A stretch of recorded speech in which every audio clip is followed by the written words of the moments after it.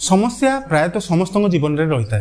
अनेक समय आपण घरे लगी रही समस्या बहु चेष्टा पर मध्य समाधान हो पार न जमीक गृह में बास करुवा लोकंर सब बेले देह खराब रहा, आर्थिक समस्या लगी रहा कि धन संचय में बाधा सृष्टि होगा। एभली अनेक समस्या प्रायतः समस्त जीवन में देखा जाए। अनेक समय गृहर वास्तुदोष यार मुख्य कारण होता है। तेबे आज आम यही सब समस्यार समाधान पर वास्तुशास्त्र वर्णित 10टी घरोई प्रतिकार विषय जानिबा। नमस्कार दर्शक बंधु, मु विकास शास्त्र दर्शन वास्तु स्पेशल अध्याय को आपन को स्वागत जनाऊँ। तेबे डेरी न करी आसंतु आरंभ करिबा आज रही सुंदर भिडियोटी।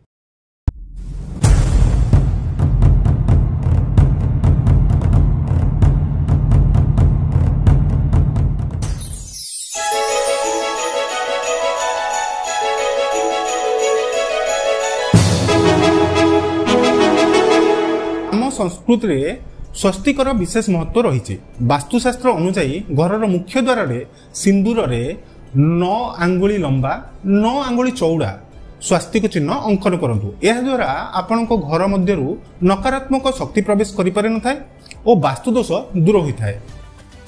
घरर ईशान्य कोण अर्थात पूर्व उत्तर दिग को खाली रखिबा सहित एही दिग को सर्वदा सफा सुतुरा रखिबा उचित। एही दिगरे ठाकुर घर मध्य रखिबा अत्यंत शुभदायक होता है। यह गृहर अनेक कुप्रभाव को नष्ट करने सह सकारात्मक परिवेश सृष्टि करिथाए। धन मार्ग बाधाप्राप्त होउथिले लाफिंग बुद्ध को गृहर दक्षिण पूर्व दिगरे रखंतु। एहा फलरे आपणक परिवार रे धन लाभ हेबा सह व्यवसाय रे यथेष्ट लाभ होबार संभावना बढ़ी जाइथाए। एहा धन संचय करिया पई मध्य सहायक होइथाए।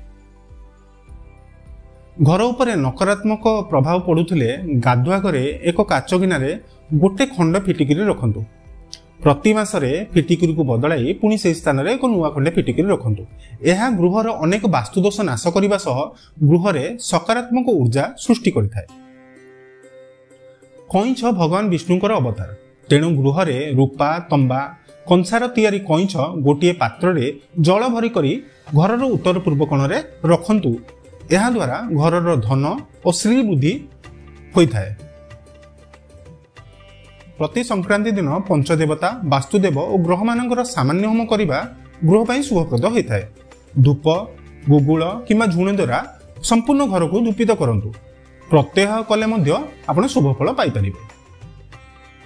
गृह मुख्य द्वारबंधर भितर पटे घोड़ा नाल लगाइबा उचित, किंतु वायव्य और पश्चिम दिगरे गृहर मुख्य द्वार होइथिले घोड़ा नाल शुभफल देई न थाए। एठारे आपण श्री गणेशଙ୍କ फोटोचित्र द्वारबंधर भितर पटे स्थापन कले घर बाहर समय जेपरी गणेशଙ୍କ फोटो को दर्शन करी प्रणाम करी घर बाहरिबे। यह द्वारा गृहर उन्नति होगा सह निजर मध्य उन्नति होता है।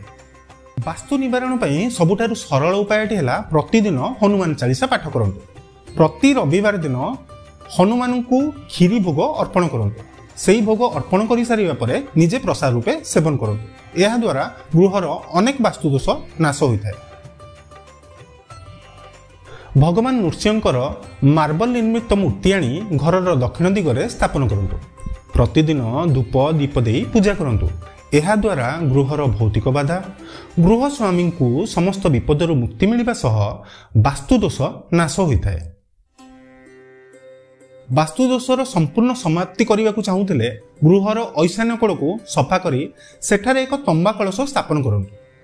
कलशर गलारे गोटे मोतीमाल पिंधेई दियंतु और यापर या जलपूर्ण करी सेही स्थान रे रखी दियंतु। प्रतिदिन प्रभातरू नित्यकर्म सारी उक्त कलशर जल को नहीं तुलसी गछ मूल ढाली दियंतु।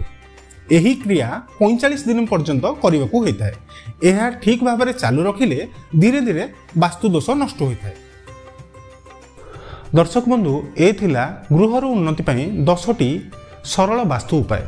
वीडियोटी भल लगी लाइक शेयर और सब्सक्राइब करने को जमा भी भूलु नहीं। आज भिडियोटी केमिति लगिला आमको कमेंट करी निश्चित जणाइबे।